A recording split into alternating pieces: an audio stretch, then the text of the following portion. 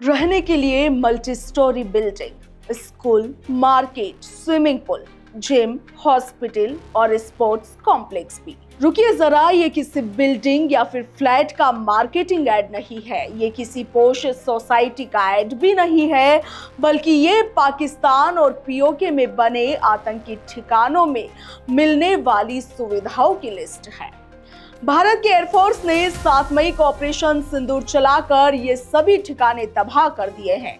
कुल 9 ठिकानों को टारगेट बनाया गया था और एक निजी चैनल ने दावा किया है कि उन्हें खुफिया एजेंसियों की बनाई हुई एक सीक्रेट रिपोर्ट मिली है, जिससे पता चलता है कि एयरफोर्स ने ऑपरेशन के लिए आतंक के इन्हीं ठिकानों को क्यों चुना। इस रिपोर्ट से पाकिस्तान और पीओके में चलाए जा रहे आतंकियों के ट्रेनिंग कैंप की पूरी इनसाइड स्टोरी पता चलती है। इसके साथ ही ये भी समझ आता है कि पाकिस्तान की सरकार बार बार आतंकियों के ट्रेनिंग कैंप को रिहायशी एरिया क्यों बताती है। असल में आतंकी संगठनों ने अपने ठिकानों को रिहायशी टाउनशिप की शक्ल दे दी है।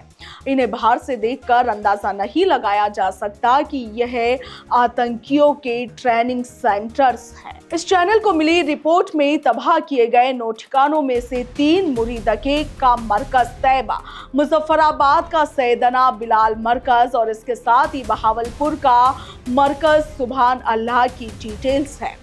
कश्मीर के पुलवामा, मुंबई के 26/11 अटैक और जम्मू के नगरोटा में हुए हमलों के लिए आतंकियों की ट्रेनिंग भी यहीं से मिली थी। तो चलिए सबसे पहले जानते हैं मरकज तैयबा मुरीदके के बारे में।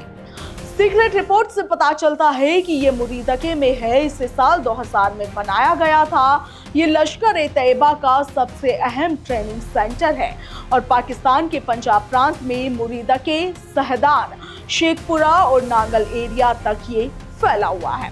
इसका कैंपस तकरीबन 82 एकड़ में फैला है। ये पाकिस्तान में लश्कर-ए-तैयबा का सबसे अहम ट्रेनिंग सेंटर है।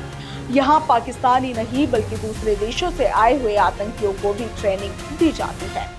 लश्कर के बड़े आतंकी आमिर हमजा, अब्दुल रहमान आबिद और जफर इकबाल यहीं पर रहते हैं। इस एरिया को ट्रेनिंग सेंटर के साथ टाउनशिप की तरह डेवलप किया गया है। इसमें मदरसे, मार्केट के अलावा रिहायशी एरिया भी है। यहाँ पर आतंकी अपने परिवारों के साथ रहते हैं। फिश फार्मिंग और खेती भी यहाँ पर की जाती है। इस रिपोर्ट में बताया गया है कि यहाँ पर हथियार रखने के लिए अलग से जगह भी बनाई गई है। फिजिकल ट्रेनिंग कैंप है। बाहर से आने वाले युवाओं का ब्रेन वॉश करने के लिए भी कैंपस है और इसी कैंपस में सूफा एकेडमी भी है। ये एक धार्मिक स्थल है जहां पर पुरुषों और महिलाओं को अलग अलग धर्म की जानकारियां दी जाती है। युवाओं को धर्म के लिए हथियार उठाने के लिए भी उकसाया जाता है। मरकज में अलग अलग कोर्सेज में 1000 स्टूडेंट्स को दाखिला मिल सकता है और यहाँ पर लश्कर से जुड़े मौलाना युवाओं को कट्टर बनाने के लिए भी ट्रेनिंग देते हैं। जैसे किसी कॉलेज में गेस्ट लेक्चरर होते हैं, ठीक उसी तरह जमात उत दावा से जुड़े मौलाना भी जिहाद की ट्रेनिंग देने यहाँ पर आते रहते हैं। इस मरकज के लिए ओसामा बिन लादेन ने 1 करोड़ रुपए भी दिए थे और इन पैसों से मस्जिद और गेस्ट हाउस बनाए गए हैं। इस रिपोर्ट में दावा किया गया है कि इसी ट्रेनिंग सेंटर में अजमल कसाब समेत 26/11 मुंबई हमले में शामिल सभी आतंकवादियों को ट्रेनिंग मिली थी। यहाँ आतंकियों को इंटेलिजेंस की भी ट्रेनिंग दी जाती है। ट्रेनिंग सेंटर को दौरा-ए-रिब्बत भी कहा जाता है। चलिए अब जानते हैं सैयदना बिलाल मरकज मुजफ्फराबाद के बारे में। ये कैंपस आतंकी संगठन जैश-ए-मोहम्मद का मेन सेंटर है और मुजफ्फराबाद में लाल किला के सामने ये बना हुआ है। ये एक 3 मंजिला बिल्डिंग है जिसमें जैश-ए-मोहम्मद ने ऑफिस और अपना घर दोनों ही बनाए हुए हैं।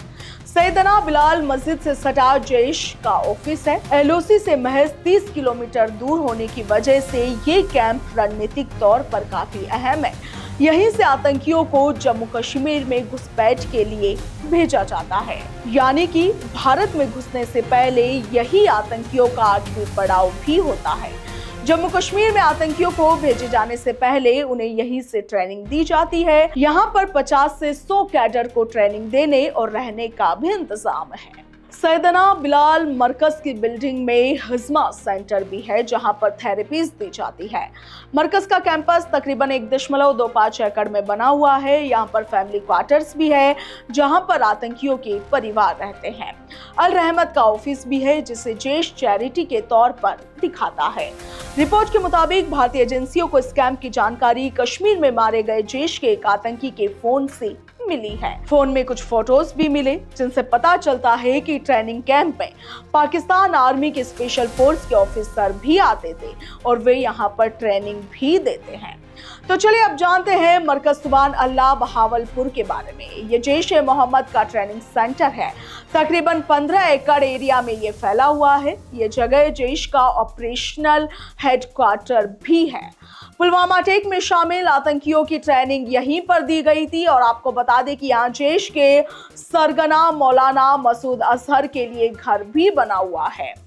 मुफ्ती अब्दुल रऊफ असगर, मौलाना उमर और इनके साथ ही दूसरे आतंकियों के परिवार भी यहाँ पर रहते हैं। रिपोर्ट के मुताबिक मसूद अजहर पाकिस्तान सरकार की सुरक्षा में रहता है। उसकी लोकेशन सीक्रेट रखी जाती है और ये जगह इस्लामाबाद या फिर रावलपिंडी में कहीं पर हो सकती है।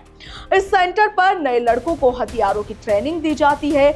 उन्हें फिजिकली और मेंटली आतंकी बनने के लिए तैयार किया जाता है और इस कैंपस की देखरेख का जिम्मा मसूद अजहर के भाई मुफ्ती अब्दुल रऊफ असगर के पास था।